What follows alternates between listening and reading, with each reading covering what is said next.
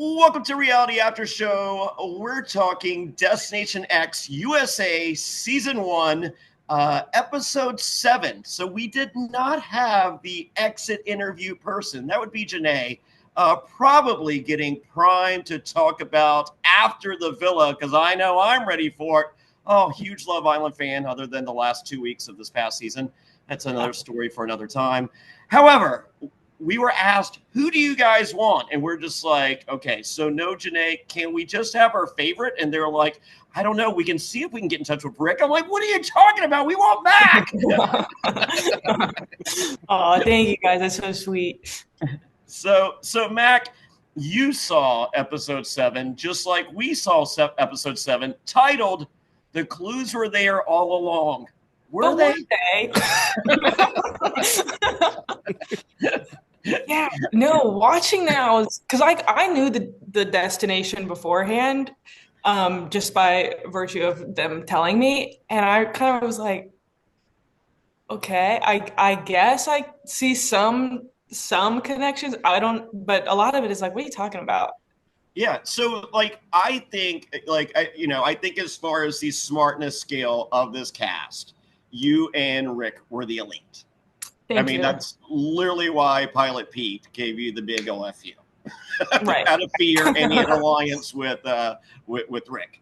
Sure. So you were the move. So I kind of wish you had an alliance with Pilot Pete. I would have loved a 4-way alliance with you, Pete, Janae, and Rick, and then sacrifice Janae, and then we got a fun deal at the end. You didn't do that. No. Sure didn't. But as a Survivor Hall of Famer, I've been on 90 reality television 90 television shows, most of which reality competition. I'm kind of sort of good at this. Sure. I literally felt like a moron going, all right, so, and I've been to Venice. Yeah, same. And Venice is the place I've been to the most probably in Europe. I hate it. Yes. But that aside, there's nothing to do. It's pigeon shit everywhere. Yeah. And then nothing. I'm always really sweaty, no matter the time of year. Yeah. That might be a me problem. It's all of us problem. And then there's nothing to do. I mean, it's buy a light up gondola. Like that is literally the only. You spend $100 in 1 hour, and then you've seen all of Venice. Yeah. Good train station, good to get out of Venice. Pretty good airport, also good to get out of Venice. Those are the two best things in Venice, I think. Yeah. So, but the clues I'm seeing, all right. So let's start with the postcard. Postcard. The postcard had marble. had Madonna. No, I think the postcard was the Bridge of Sighs. Yes, but who knows that bridge? So I don't know if I would have gotten the postcard, but I think if I'd seen the postcard, I would have recognized that bridge. Oh, wow. That's but crazy. The riddles along the kayaking, I would have been like, what are you talking about? These are the most random. Even I get the connections now that they've said them. What is it? Floating, sinking, and island. First of all, actually, the island one pisses me off. That one's not true. But floating, sinking, and island, sure, yeah, that's Venice. I get how that's the one connection. But I think there are many other correct answers that you probably could have pulled.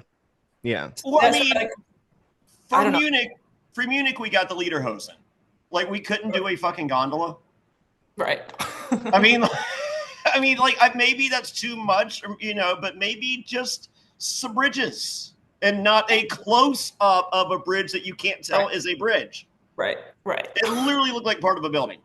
And then also there were a number of lion-based clues, which yes, but they weren't the Venice lion. Even that lion thing on the door, that's not the Venetian crest lion. No, it's more Croatian. Yeah. No, I was like, what do you...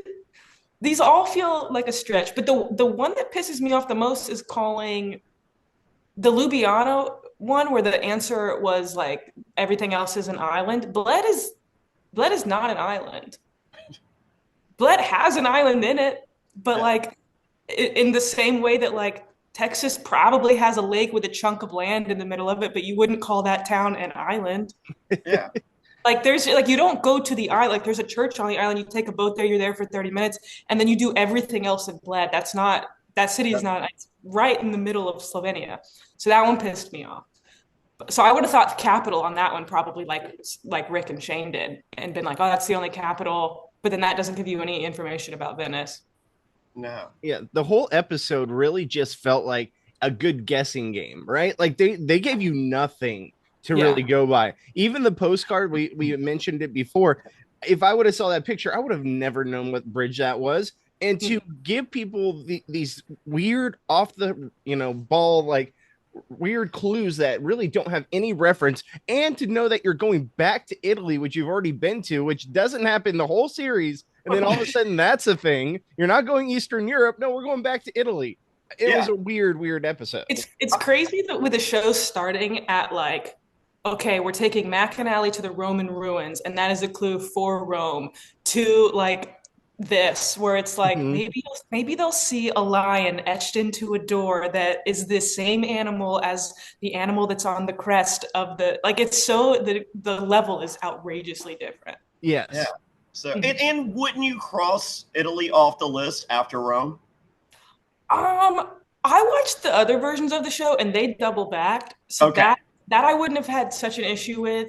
Okay. I really think the only way to have guessed this one correctly, unless again, I think there's a chance I would have seen Bridge of Sighs and gotten that, but that's just random. Like, I had a friend who went to Venice a lot and was really into that bridge, which is like a pretty unique experience, I think. Very random. Very random. But like, was kind of the way Pete did it, being like, okay, I'm seeing some big mountains. Those look like kind of the edge of the Alps. I know we've traveled south. I think he put it in Trieste, which is like decently close to Venice, but like knowing everything else was a really big city, I don't think he would assume Trieste, and Venice is the next closest one. I think that's probably kind of the only way to really get that one. But go ahead. This show has been, what's the capital? And the clues are, as I said, even if you're like a semi-smart American, it's kind of there. Yeah. And this game turned into a different game. And then episode 8, rumor and innuendo, we're playing traitors. Yeah. We're not, it's just like, what is that? The show is off the rail. Still on board, still love it, love a change, love a twist. But you have literally changed the show like a million degrees. Yeah. No, this was so much like way more difficult, like in a way that's like like you said, a completely different show. Because the first couple episodes while I was there, I was overthinking everything. I was like, Roman ruins. Okay, so we're not in Rome. They would never make it that easy. It turns out they were making it easy. And then now you come here and it's like, what you got an outline of what looks like a swirly thing on a board, and I'm supposed to recognize that as the map of Venice. Oh yeah, well yeah, and like we couldn't do the map of Italy. Right. With like a circle where Venice is. I mean, no one knows a map of Venice. It's just like, oh, it was so easy. The map of Venice was there all the entire time. Guess what? Where do you live? Austin? Mm-hmm. If I put a map of Austin, like just a generic, no, for sure not. You live there. Yeah. Yeah, no, it's crazy. Yeah. Bobby, San Diego. Of the map, like, because their map had like 2 big slices on it, but that's obviously not accurate. There's 100-something islands or what? Like, I don't know. I didn't even think it was an accurate representation, even going into it knowing it's a map of Venice. Yeah, and another thing I want to bring up too, and I know you haven't seen episode 8, and we'll be posting this after the fact, so don't worry. But what I wanted to say is, from this show, from how it started, where the first 5 episodes or so are basically the same show, right? And then this episode 7. We're basically going on a completely different route, where all of a sudden we're going back to a location we've been to. The clues are insanely impossible. And then episode 8, like Johnny alluded to, it's very Traitors-esque, but we're not even on the bus. Not one point of the entire episode is there a bus, even in the background. So I know you haven't seen it, but it's just there's so many different crazy routes this show is going. Maybe they're just trying to. Maybe it's season 1. They're trying to test what the people like the most. Like, oh, do we like them putting knives? They're gonna like episode 8. Like 8. Not having any idea what these clues mean. Do we like it when it's really obvious? Maybe it's just a bunch of tests. No, we like knowing where we're at, and we like traitors. So episode 7, like when spitballing, throwing shit against the wall, this is an epic fail. It is painful. to the viewer, because it's like, there's no way they're going back to Italy. They've been to Italy. So as I said, they double back on the other one. Didn't know that. That's fine. I would imagine most of you watched the other versions. I feel like it was pretty mixed, pretty half and half. 50-50. It's kind of hard to find, and like you had to download VPN. Like it wasn't just as simple as like going to Peacock and pulling it. Yeah. Well, unless you're my mom, you have a VPN. Yeah, no, I guess that's true. Like one of them, it kept being like, you're on a VPN, you can't download this, so you had to get a little crafty. Yeah. But it was possible, but nevertheless. Kim does not have a VPN. Right. Actually, you know what? Kim might be trying to look at some hard-to-find Coachella footage. That's true. Deep in the archives. I went to one of the first Coachellas, and I went to go see oh God, who was the Far Side? They were in one of the tents, and they were like an hour late. And they show up, and they're like, "Yo, we made it." And they said we can only play for 10 minutes. And everyone's like, "Yay!" And they're like, "All right, fuck it, we'll play for 10 minutes." I'm like, "No, yay is not the correct answer." They were fighting for more, and then they're like, "All right, well, fuck it, 10 minutes." The entire time I'm waiting, the tent right beside me, the DJ didn't show up. Beck just happened to be there and did a 45-minute set right beside me. I had no clue and missed it. Waiting for Far Side. Yeah, wow. Shoot me. Cool. It would have been much cooler than waiting for Far Side to play a 10-minute set.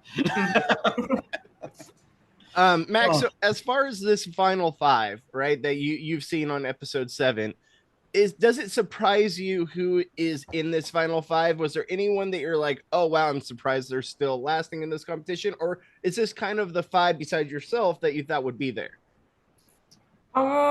I think it makes sense kind of knowing why everyone is there. You know, like had it been everybody playing a solo game, yes, I would have been surprised. But like knowing the alliances and stuff like that, I think it makes sense that, you know, Biggie brought Shane and who brought Allie along, and they were all playing. I mean, I think they each had their own separate strengths, but like them as a unit makes sense to go forward. I think same with Pete, like he's being brought forward from Rick. So knowing all of those alliances, yes, it does make sense. But yeah, had it been something different. Were the other versions alliance based as well? There was one. I can't remember if it was the French or the Dutch, but one of them there was like 2 guys who had an alliance, and everybody else was kind of playing solo. Okay, so you didn't see that as a component necessary for your game? No, not really. Yeah. Well, once you add a Pilot Pete to the mix, doesn't that change everything? I guess I don't really know much about. I didn't really watch any reality television beforehand. I recognized him as the Bachelor just based on the name, but that doesn't really tell me anything about how he's going to play a travel game. Yeah. And so, just talking to him, I was like, this guy never knows where we are. So like, I don't really need to think too much about him. But he's cute. Sure. Allegedly.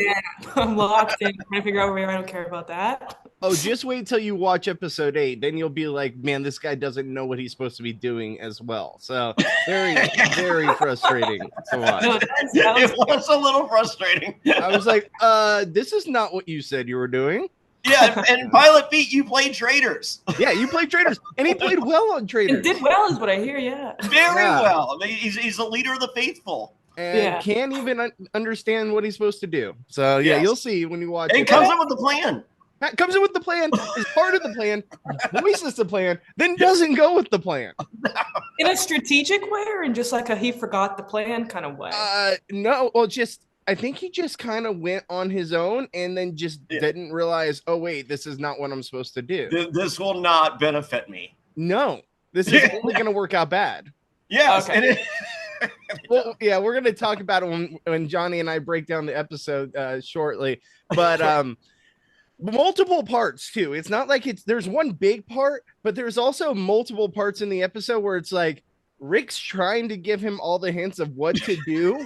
And he's just not picking up on it until the end. No, that sounds right. That sounds about right. Yeah, it is very like it is Pilot Pete, his first day on Traitors, and it's like, dude, you made it far on Traitors. You were literally the leader of the faithful. Mm-hmm. Well, and this is his 4th episode on this show, right? Yeah, 4, 5, 6, 7. Yeah. So like, this isn't even like you have to know where you're at. Anything. This is basic gameplay, strategic trying to take people out of the game, Yes. right? And it's like, this is Jonny Fairplay going, Mac, do this. We're good. All right. But what if I go a little off brand? No. yeah. And it's like Mac, if he went up and was like, all right, Biggie, we're going to be on an alliance. You're coming with us. You need to get away from the couple. Yeah, let's do this. Let's do this. All right. I'm going to go after Biggie. Like, what are you doing? This is your lifeline. Nice. This will be airing immediately after episode 8 now, Bobby. Yeah, so immediately after episode 8. But like that's so fresh, and like that's like honestly, it's been like possibly the best episode of the season. It's really hard not to talk about it. And I know you haven't seen it, so I'm excited for you to see it. But like, just everything that happens, it's a totally different show. It's not the same show. Yeah. And I think this show would have been better if they had done one like you're used to, one like this, one like you're. I think that the missing ingredient for this show is that every other do something like this. Yeah, because this one, because they already knew they were in Venice. This was just like all strategy based with like a touch of kind of some trivia. Is that a little? Yeah, a little. Yeah. But I think it would have forced your hand to form an alliance, and I think you would have picked correctly. I mean, maybe you're in the alliance of 4 with Biggie, Allie, and Shane. Yeah. But I see potentially – I feel like there's a mutual admiration between yourself and Rick, and it's just like, hey, we're the best 2. Let's fucking go. I think this would have been your strongest episode by far. Because, like, for what you have to do to stay alive in this competition is all about knowing European locations. And like that, I think it would have been your random European location. But it's even then, Johnny, it's like pretty understandable European location. Well, with the exception of urinating infant. Yes, yeah, with that exception. It'll make sense, Mac, when you watch it, okay? It'll make sense when you watch it. Urinating infant of it all is a lot. Okay. Can't wait to figure out what that means tonight. But yeah, this Biggie. Yeah. And he could have been yours. Gosh, these shots. Yeah, this whole episode's basically memories meets I guess a little bit of strategy. But it's mainly like the memory of it all, I think was the best memory game. It's the best competition we've seen so far in a while, I would say, on this season. Yeah, okay. No, this show should have been every other episode this. Yes. Mm-hmm. So I think it changes the gameplay. Because I think if we had like you get a winner's edit out of the gate and then you kind of lay low because you're not having the interactions of the alliances which are being explained. And I think that winner edit continues because you're losing that airtime aspect. Yeah, that makes sense. And this just kind of forces you to do something. Well, I mean, it's like people talking like Survivor. It's just like, they stopped showing us build shelters because it's like, all right, they're going to build a shelter. It's all about scrap chat. Yeah, no, that makes sense. That's the fun of allegedly the fun of Survivor. I'm not a challenge guy. It's just like, hey, there's this huge challenge where you go over something under something in a puzzle. And I'm just like, can we just draw straws? I really don't care. Yeah. No, that makes sense. So at this point, we're almost to the end of the show. I would guess that you have an idea of who you think is the best possible candidate to win. Who would you think that, if you didn't know what you know, how do you think this season would play out? And like, who do you think is the front runner right now with the remaining people? Biggie and Rick, and I was hoping for Biggie, but I feel like they were both pretty even.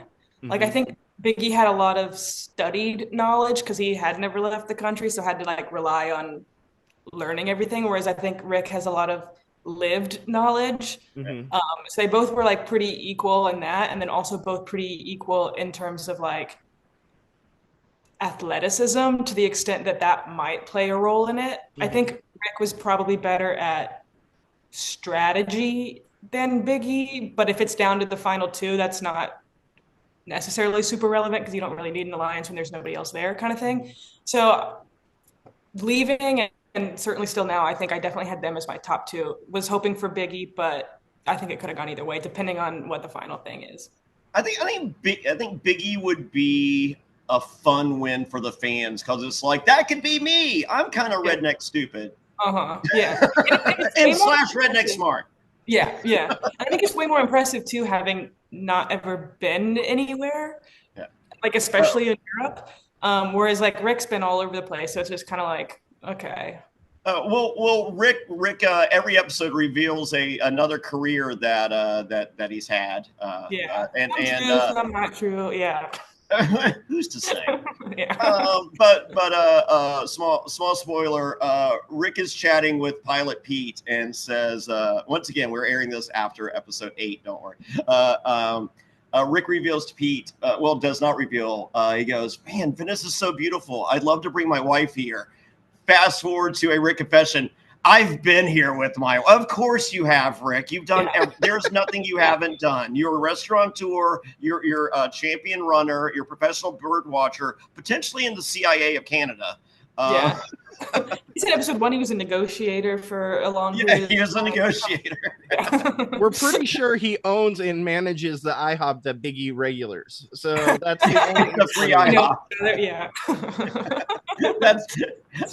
You know what? I think IHOP would have taken a financial crush during COVID. That does track. Yeah, that was the little restaurant that he owns in Picton, Ontario. Well, he has a franchise. He has one in Ontario and one in Redneckville, Tennessee. Yeah, right. Of course, he's got a tracks.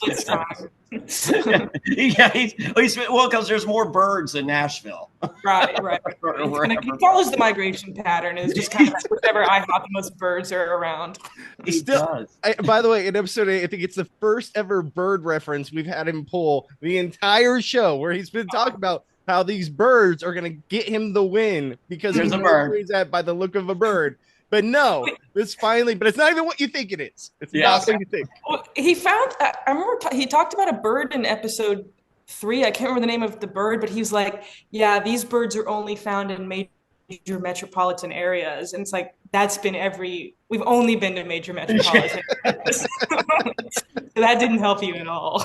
Yeah, but it doesn't go with the with his origin story. All right. Well, Mac, I know you got to get out of here. Is there anything you want to plug for yourself? Anything on social media you want to plug? I've been doing some YouTube stuff. Allie and I have been blindfolding each other and surprising each other at different events. And we've also been getting each cast member in bed with us on a little thing called Under the Covers after each episode. So, yeah, we've been doing a couple little things. Oh, wow. Yeah. There we go. Well, we will attempt to find a link and put it in the. I think my YouTube name is Fack Fitzgerald because Mack Fitzgerald was not available. So you can see that. All right. Fair enough. All right. With that, we will have episode 8 up. I guess it will have already been up at this point. So episode 8's podcast. Go ahead and go check it out here at Reality After Show. Johnny, anything else you want to say? No, Mac, you're our favorite. We wish we were talking episode 8 at great length with you going, yes, I was very happy to use those little daggers to the best of their potential ability, unlike Pilot Pete. Yeah, maybe next time. All right, Mac, we appreciate you, and we'll talk to you soon. Sounds good. Thank you, guys. Bye. Thank you.